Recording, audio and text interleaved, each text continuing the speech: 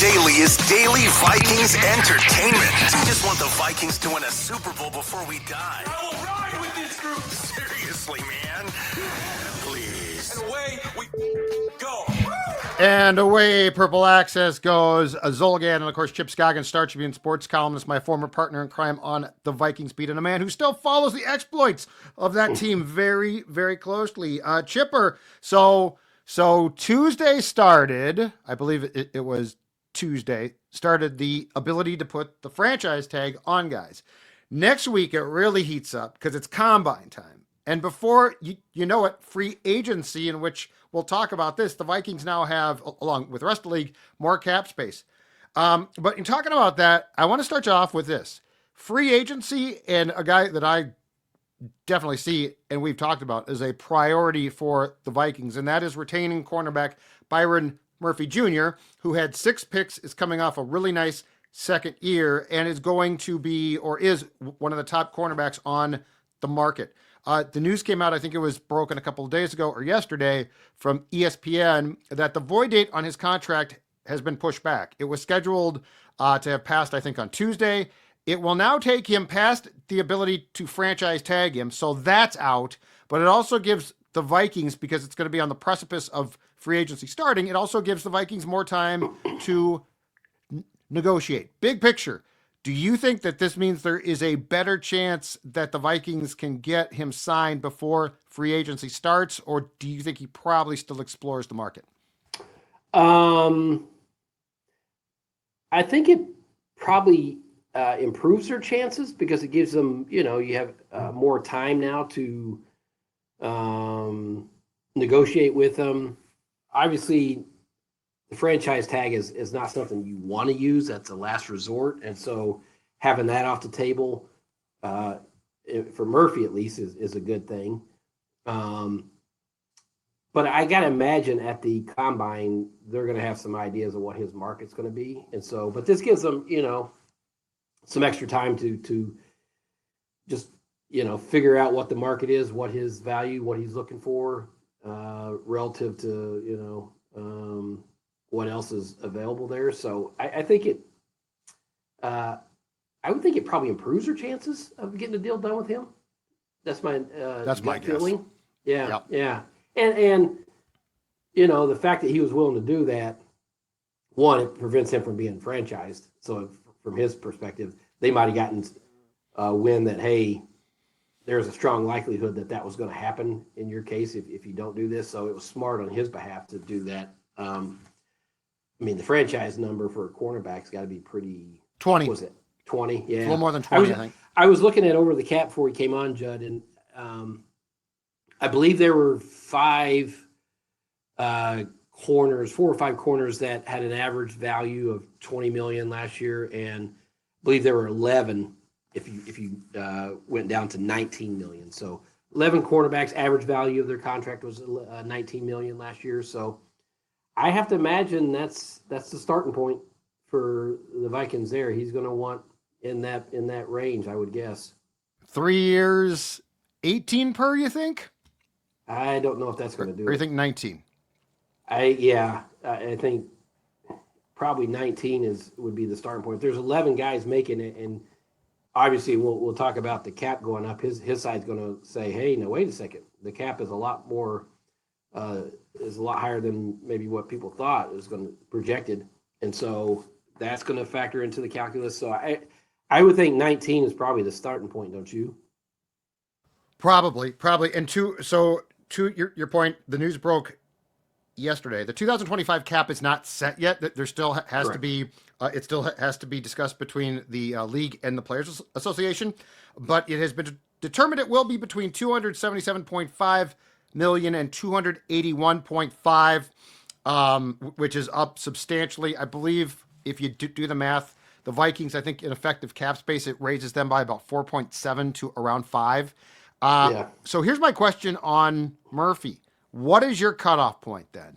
Because there are guys on the market. Murphy is, I think, on the PFF list among the free agent corners. He is 6th on that list, so he's not super high. He had a good year, and I do think that Brian Flores is thoughts here are going to certainly carry weight. But what's your financial cutoff on what you would pay him per year? Do you think, Chipper? Well, the thing is okay, he's sixth, but if you're not going to assign him for that, you're going to have to look below, not above, because those guys are going to want the same kind of salary, right? So, if not more, and so Right. Yeah. 20, 21. I guess it depends on once they go to the combine. I think they'll have a better because they're going to talk to all the agents for the cornerbacks, right, to get a sense of what each guy is going to want. So they're going to have a pretty good idea what, and then even below, like, okay, what's the next tier down? How much are they going to want? And so, 20, 21, I think that's reasonable. Yeah. Yeah. Well, and to go back to what I just said about Brian Flores' help with or thoughts on the decision, I also think it's, Byron Murphy in March of 2023 signed a 2-year, I think it was $17.5 million contract. And, year one was sort of like, oh, okay, he's okay. He's not great. He's not. Yeah. Year two was impressive. And I guess my thought from Flores is how much of that is to do with the intricacies of what he's trying to do. So if you're going to bring in another veteran corner, is he going to thrive immediately? Is it going to take him some time? Like to me, if Flores says no, it took Murphy some time, and just to pick a name out of thin air, it's going to take Asante Samuel the same amount of time. Then I'm probably more likely to give Murphy what he wants. But if it's just, he developed and improved, but 6 picks is like it's impressive, but it's a little bit arbitrary at times. So that's where I would like to know what Flores' thoughts are on what the development process, especially at that position, is, and the fact that Murphy can play both inside in the nickel and outside does add to his value. Well, I think Murphy definitely has the leverage here because a couple things. One, that position is so critical, right? Everybody, the old Zimmer, how many cornerbacks do you need? Well, one more. And if you have a good one, those guys are going to command a big salary. 2, Murphy's camp obviously understands and knows that the Vikings have some real concerns at corner. You're going to have some guys retire. You're going to be counting on a guy coming back from ACL injury. Yes. You're thin there, so they're probably looking at it as like they absolutely need to re-sign Byron Murphy and not start over. So that, as you said, he's a priority. Where when you're a priority, you have the leverage. And so, but I think, obviously, Flores knows how to put his players in the best position for them to have. I mean, you can just go down the list, all the guys that really perform well for him. Did that account for all the interceptions that he had? Maybe. Maybe it was just one of those years where you get a lot of interceptions. That's what I was going to say. That's what's hard but to tell. But I don't know that it's just like, well, we could put anybody in there and they're going to get. No, I agree. It's not that situation. Yep.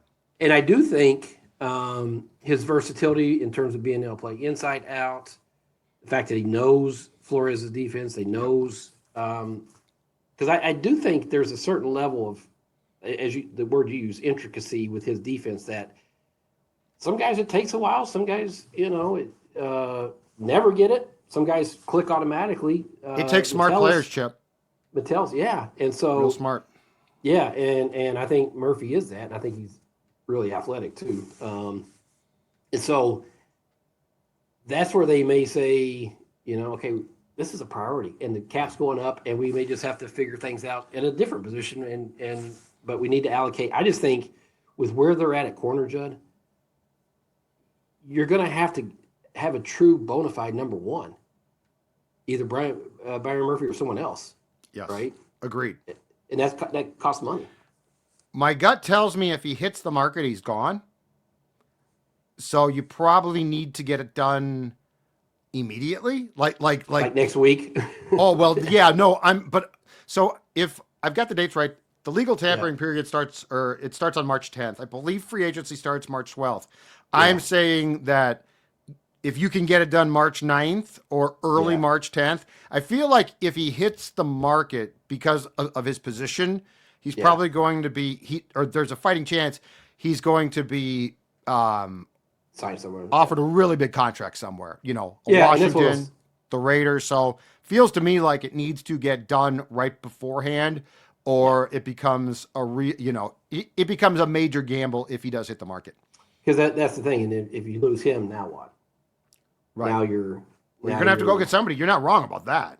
Yeah, and it's gonna, if you're gonna try to get one of the top guys, it's gonna cost you. So why wouldn't you re-sign the guy that you know and have a track record with? So I think, and from his perspective, he probably looked at it as like, I'm having the best years of my career here. Oh yeah. Like, as long as the money's comparable, why wouldn't you want to be in a place where you're having your best careers with a defense coordinator that shows a lot of trust in you? Absolutely. So I want to share with you some gambling odds that I just got. Okay, here. Yeah. So, and I get these constantly, and most of the time I don't care because it's like, hey, who's going to do this or that, blah blah blah. But this is from a sports site, sportsbetting.ag. They have just today released odds for Matthew Stafford's next team. Now he might go back to the Rams, but his contract has to be redone. Yeah. It appears that his wife Kelly went on a podcast and ripped the Rams and said if they're going to trade Cooper Kupp, and we love Los Angeles, but we're always up for an adventure. and it sounds like the Rams are tired of Kelly, and so there's lots of things here. So from sportsbetting.ag, Matthew Stafford's next team. Let's see. I'm going to see if the Rams are on this list or not. It looks like they're not. So this is outside teams. The number one odds at 3-1 are the Minnesota Vikings. The Minnesota Vikings are the number one odds. Second are the Giants at 4-1, the Raiders at 5-1, the Colts at 6-1, the Jets at 8-1, the Steelers at 9-1. So I don't think this is going to take place, but I will share a statement with you that I made with Mackie and Declan on PD earlier this week. And that is, if Kevin O'Connell, if you got him to tell you the complete truth, and for whatever reason, J.J. McCarthy was not set to start at quarterback in 2025, which I do believe is going to be the case, and you said you could have Sam Darnold back or Matthew Stafford back for a year. Right. I don't think it's a toss-up. No, I think he is a Matthew Stafford guy, and clearly the folks at sportsbetting.ag think that too. He has a ring because of him, right? 100%. Well, and he knows the offense, and he's a better quarterback than Darnold. And he's good. And he's good, as we've seen. But anyway, that would be interesting. That would be akin to the Vikings in 2009 saying we're a quarterback away from being a champion and going and getting Brett Favre, right? And I'm not saying Matthew Stafford's Brett Favre, but it's similar. If you do that, you're saying we're going to put a plan that we had in place aside, and we think that like we're right there on the doorstep of being a championship team. We just need the quarterback piece to it. Mm-hmm. I just think with their issues along the now, Matthew Stafford could cover up for those a lot better than Sam Darnold would. Mm-hmm. He can paper over the issues that they have, but it's fun. It's fun thing to speculate, but I don't disagree with you. If Kevin O'Connell said I have my choice between Darnold or that, yeah, you're going to do that. But I think they're going to stick to the plan and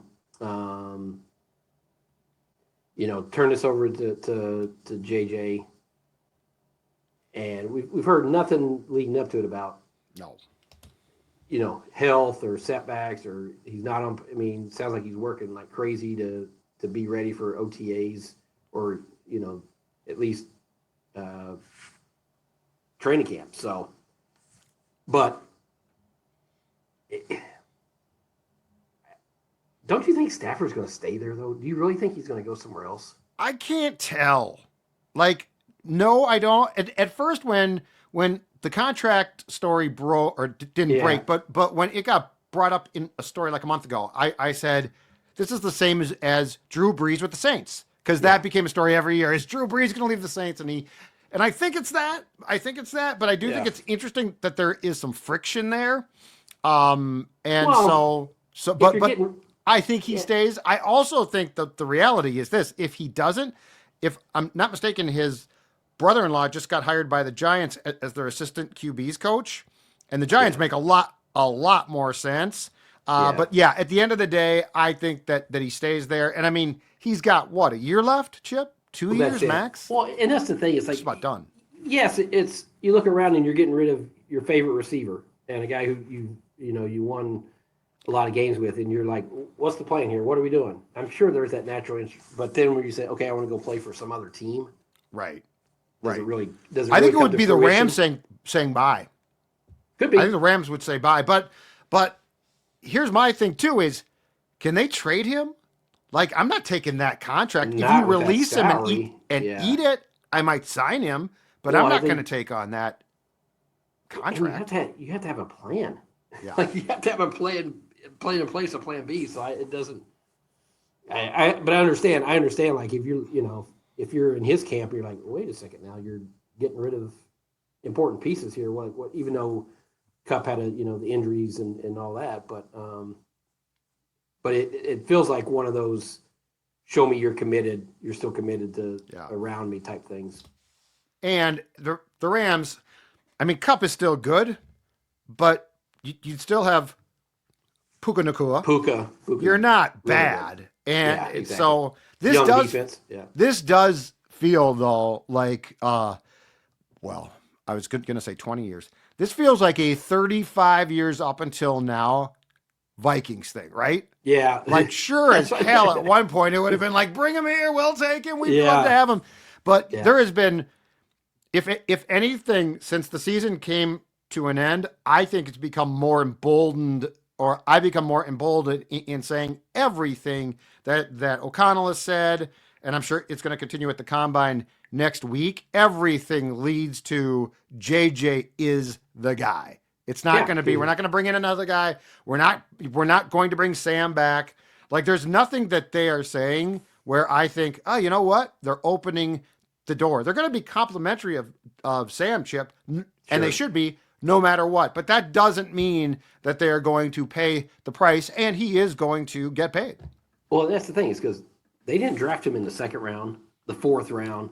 This is the guy they took, is it the highest draft pick for a quarterback that they've spent? They've never had a top 10 pick, a quarterback before in the franchise history, which dates to 1961. Yeah, so it's like, this is a different thing. This is a guy they said, why would you, other than, obviously the injury, but if you feel like he's on the right trajectory there and timeline, then so they'll at the Combine when they speak, they'll say all the right things about Darnold and all that he meant last year. But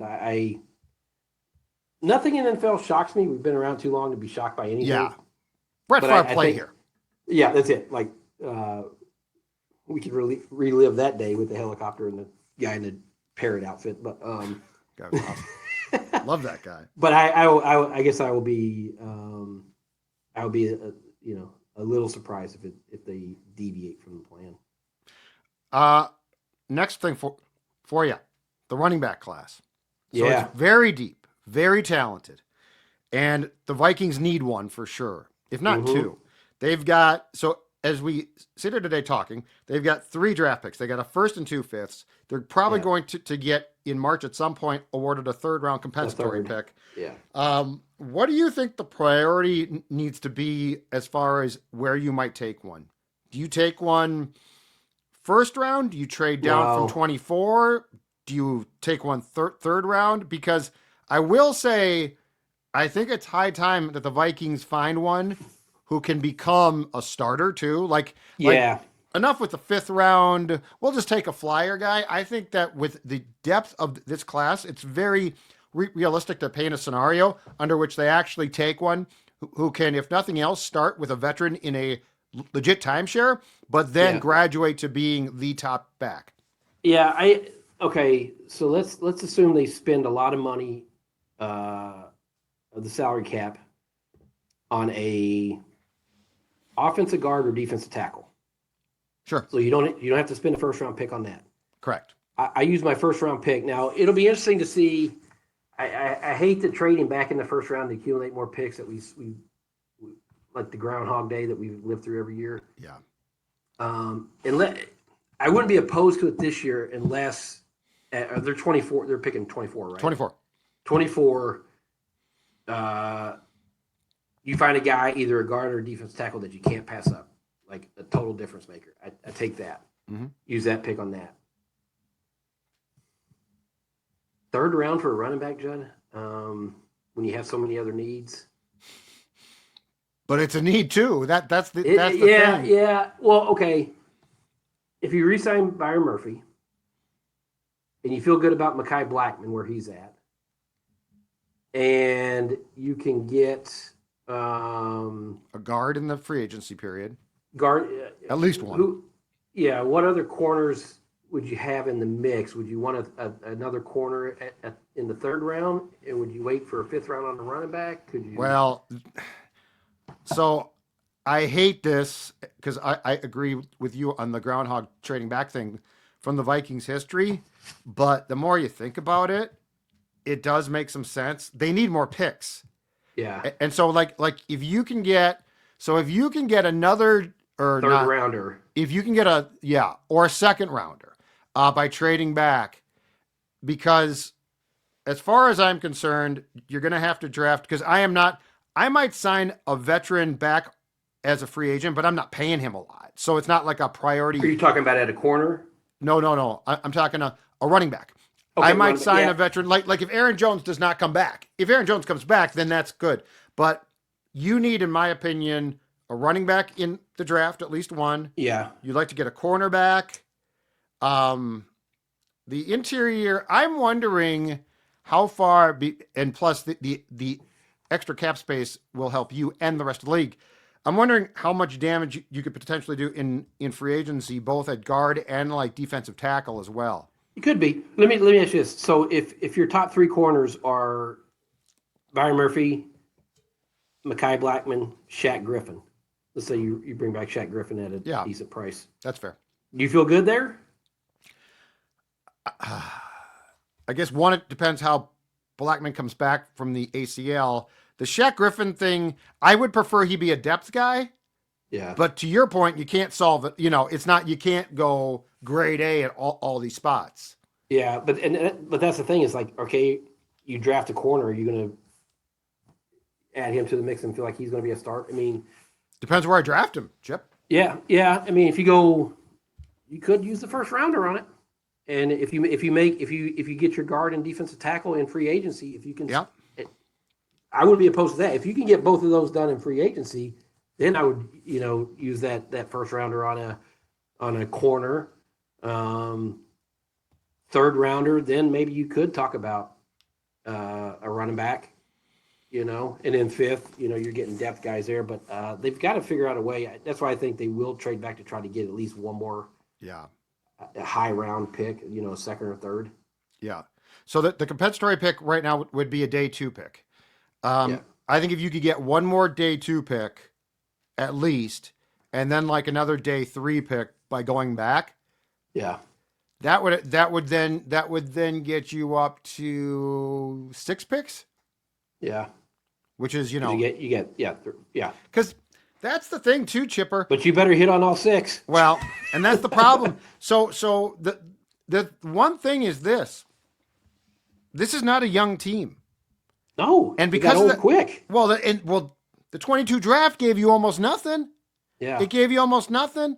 And so now the question becomes, how do you replenish with youth as well? Like that's the dirty little secret of the 2024 Vikings was the geriatric nature of the makeup of the team. Mm-hmm. And that's where you've got to, eventually, if you don't fix that, it's going to bite you. And so unfortunately, you're right. You're sort of struggling to make up for the 22 draft in all of the subsequent drafts. Yeah, well, that's it. It's like when you miss to the degree that they have, like on back-to-back drafts, you're forced to go get free agents, and you're constantly trying to chase to make up for that hole in your roster, churning. that churning. Yeah. And so Yes. they need a draft where they have a bunch of picks and they hit on a bunch of them. And we'll get to, Kwesi and why he hasn't signed a contract. But I think this is, this is as great as he was on free agents. I mean, he cannot have 3 mistakes in this draft. I mean, you just can't. No. Or you're not going to be able to. You're going to be, and when you're relying on, it's great that he hit on all of them, but it makes your team old. And Correct. You have most of these guys are on just a couple-year contracts, so you're constantly having to go back and replace them. So you don't have the 4, and if you take them in the first round, 5 years of under team control, and so it's almost like you feel like there's a day of reckoning coming where it catches up to you, right? Well, yeah, and it definitely could. Now, and to add to what you're talking about as well, you in 2025 need to get a big contribution from Dallas Turner too. Has to. Like this cannot be. He needs to step into, if nothing else, the Patrick Jones role, but play better and more consistent than Patrick Jones did. Yeah. No, I mean, with what you gave up to get him and where you took him, he's not a role player. You're expecting that guy to be a star. Correct. Like a difference maker. And Correct. so this is where you need him to be a difference maker. Now, they've to Kwesi's credit and his staff's credit, they've done a good job of covering some undrafted guys, Ivan Pace. Right. But you can't hide behind that world. forever. You can't live in that Look world. what I did on the UDFA mark. Yeah. But here's the thing, Judd. They better be pretty good in that area this year, too. Yeah. Because they need, you need depth. And so, but that's a hard world to live in. Like thinking you're going to hit just home runs and undrafted free agents. I mean, you got to be able to really make savvy picks this year. I mean, this draft, I don't think it could be. It's hard to overstate how important that they get this right. Absolutely. Well, it's your future. Yeah. Like that. That's the thing. That's the thing. And I know that fans get tired of the conversation about the 22 draft, but Chip, the thing about it is when you miss on a draft like that, it sets you back. Yes. And you can still be successful, but it sets you back. That's what I'm saying. Eventually it catches up to you because you're right. You just don't have the guys that you're developing that when guys either become, they hit the decline or they become too expensive, you need the next wave and they don't have that wave coming. So, and it's just always expensive when you have to find them in free agent versus drafting them. It's just, it eats up your salary. Now they've done a good job of creating salary cap by moving on from guys from the old regime that were older and hit, but they don't have the marriage of, hey, we hit the draft too, Right. to supplement. So, it's interesting. If I was, it will be interesting to see if they will be able to get a guard and a defensive tackle, like headline making guys, press conference guys. Yeah, press conference alone, preferably. We're having a press conference with this guy, and we're holding up the jersey. 2:15 today, TCO right. Performance Center. We just signed a defensive tackle. You're not going to want to miss this press conference. Can they get both of those done in free agent? Is there enough money? Well, if you're going to sign Murphy with everything else, yeah, and Murphy, I think there might be, but it's going to be difficult. But it's a huge need. So that's the thing is, and I don't. The problem with the draft is this: you need to replenish through the draft, but you also can't just expect those guys to step in. So like when we're talking about the guard spot, right? Or the 3-tech spot or the defensive tackle spot, the nose. You can't just draft those guys and say, hey, go play and be a Pro Bowl player. So In it's the fifth almost round, like, in the 5th round. Yeah. or Yeah. you know, as was the case that we saw with Turner, the first round. Like you don't know Yeah. what you're going to get exactly.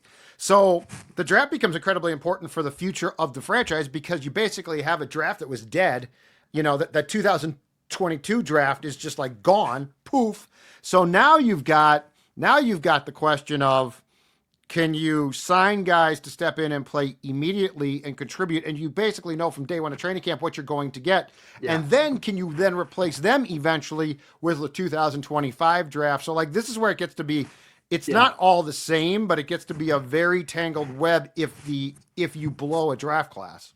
And what's interesting to that to me, Judd, is we're talking about the future and guys, we're sitting here on February the 20th, and you have a GM who's in a contract year who still hasn't signed. Yeah, what's your take on that? Because O'Connell's I been don't done know. for what, a month now?